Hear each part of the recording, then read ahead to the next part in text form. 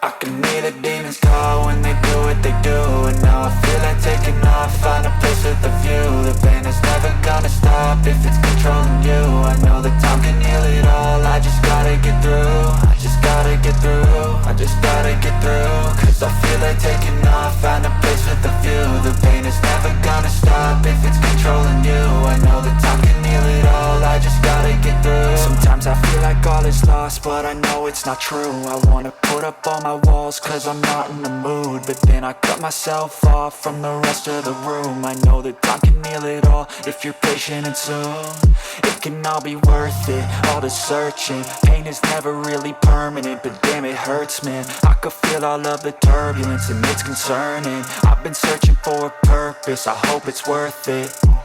This society is really trying me. Ain't no hide and seek, I hide to be far from anxiety. I need my space, I need my privacy. I need some silence, please, you're all too loud. You don't speak quietly, opinions violently thrown across every surface. It makes me nervous, is the world honestly burning? That's all I'm learning. Hope that we can make a turn and start reversing all our minds and put the work in. We got some work, man.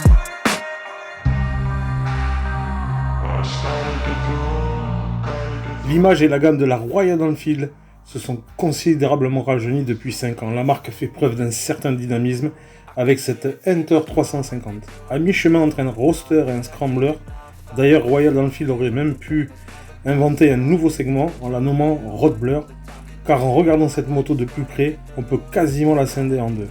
Un avant avec un guidon relevé, des poignées épaisses, une colonne de direction redressée, une roue de 17 pouces. Elle a tout d'un roadster, mais en regardant l'arrière de la moto avec son bras oscillant court et un empattement de seulement 1370 mm, une selle façon scrambler, plus de doute, la Hunter ne joue pas à la moto classique, elle l'est.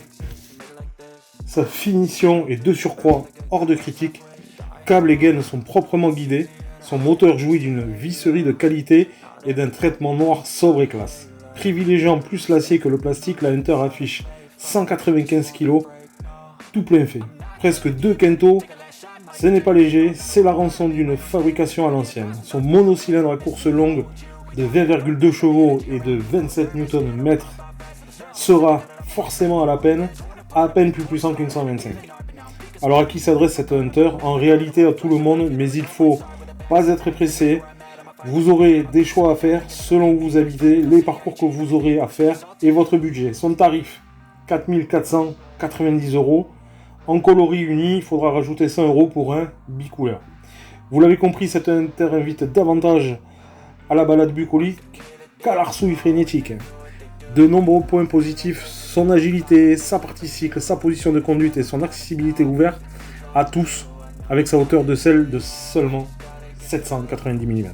Sa fourche souple, couplée à 2 combinés à l'arrière, certes un peu sec, et son épaisseur de selle vous rendra les trajets agréables. Les pneus CEAT vous rassureront quant à la tenue de route, sur sec ou mouillé.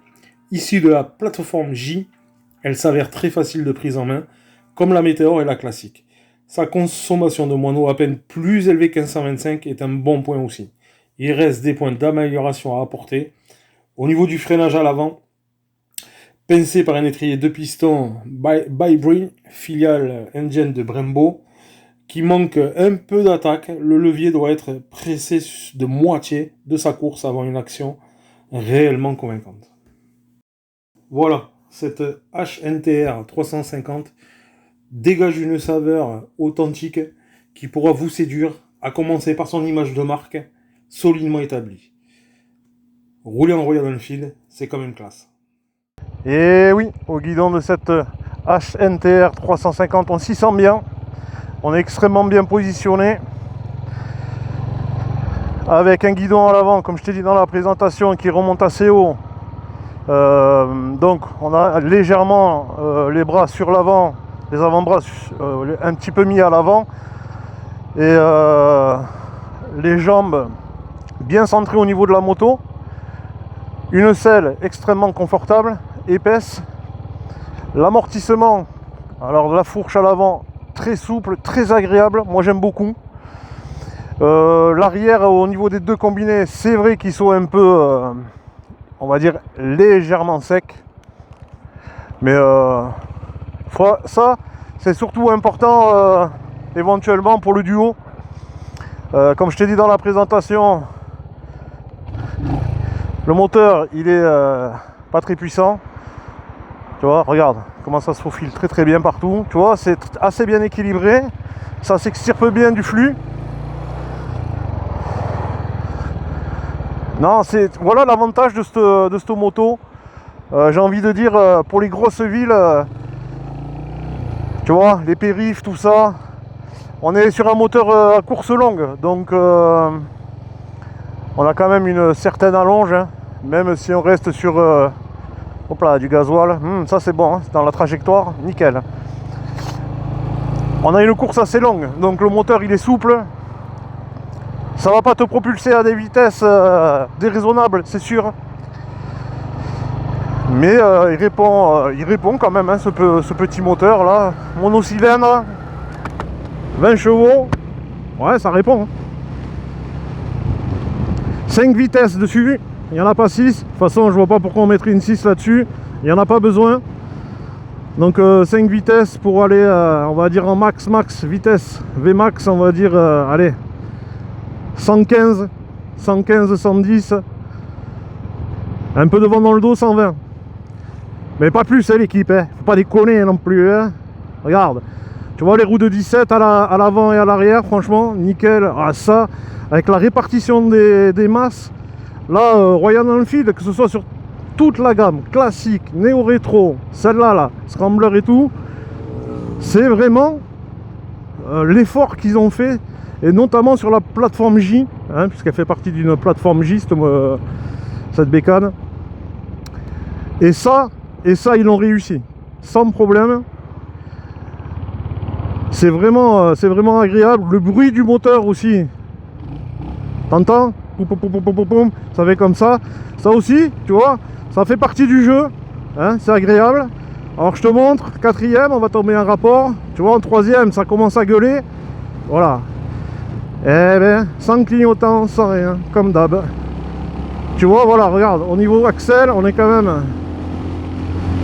Tu vois, il faut aller taper dans les tours. Voilà, il faut taper dans les tours. Et on se retrouve quand même, il faut le dire, il faut que je sois impartial là-dessus, on se retrouve avec ce manque un peu de puissance, voire même pas mal. On se retrouve dans le flux en fait. Tu vois, pour doubler, il va falloir anticiper, tomber des rapports, etc. etc.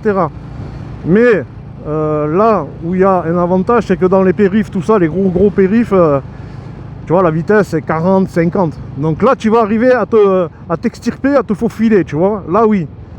Là, oui. Ici, dans la région du Grand Sud-Ouest, ça va être un petit peu plus compliqué. Il va falloir avoir un peu d'anticipation sur tes dépassements.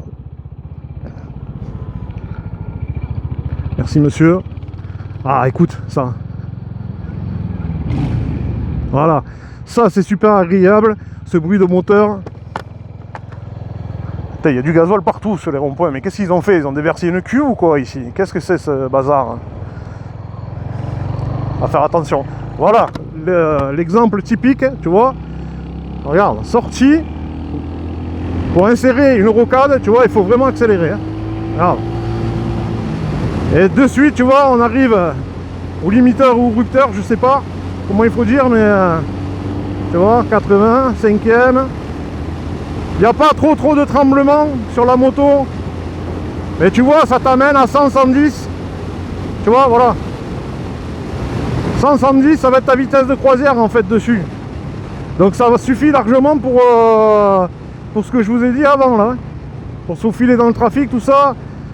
Moi je la verrais bien cette moto. Je parle des motards confirmés. En deuxième moto, si vous avez les moyens, bien évidemment. Je sais très bien qu'on n'est pas Rothschild, mais en deuxième moto, tu vois. Éventuellement pour pas démarrer un 1200, un 1100. Parce qu'il faut que quand même les bécanes chauffent, même si on arrive en été là. Bon, il n'y aura pas un souci particulier là-dessus, mais tu vois, des petits trajets ou par exemple domicile-travail. Toi, ça c'est cool. Hein. Un truc que je remarque aussi, l'équipe, 4ème. Je suis à 55 et je vais mettre la poignée dans l'angle pour voir si ça ratatouille pas. Regarde, Tu vois? Hop.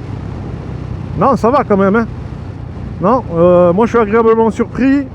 Ici, on retrouve, comme sur la 650 Météor ou la 350 Météor, les commodos à impulsion.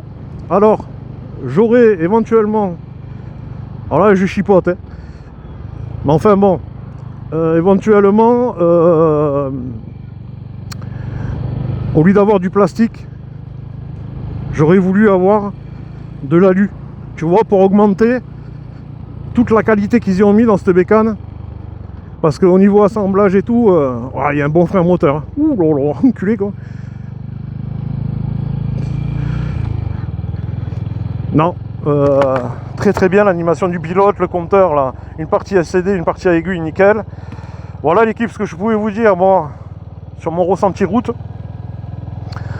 J'ai un bon ressenti, la partie cycle, on la sent saine, la tenue de route aussi, hein, même si c'est des pneus indiens, ben, franchement nickel. Et alors, moi c'est ça que j'apprécie énormément, tu vois.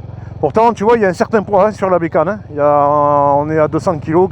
Presque à 200 kg, plus ou moins, allez, on va dire 90. La répartition du poids, vraiment au top. Et ça, c'est très important pour les évitements, pour les trajets de tous les jours.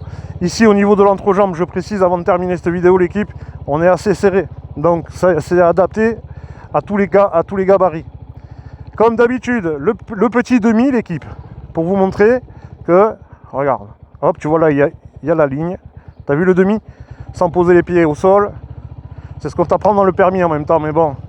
Il y a certaines motos où tu peux te gratter, hein, tu peux te brosser. Voilà l'équipe, ce que je pouvais vous dire. Un grand merci à vous de me suivre. Vous êtes nombreux à me suivre là, donc grand merci à vous l'équipe. N'oubliez pas le petit like, c'est pour la force. Voilà, ça donne de la force pour continuer les vidéos parce que c'est quand même du taf. Et je vous remercie l'équipe. Disponible chez Royal Enfield à Tarbes l'équipe. Ok, donc pour tout achat d'une Royal Enfield, qu'elle soit en 3,5, 6,5, rendez-vous l'équipe chez Polaris. Allez, bise l'équipe. Un grand merci à vous. Ciao.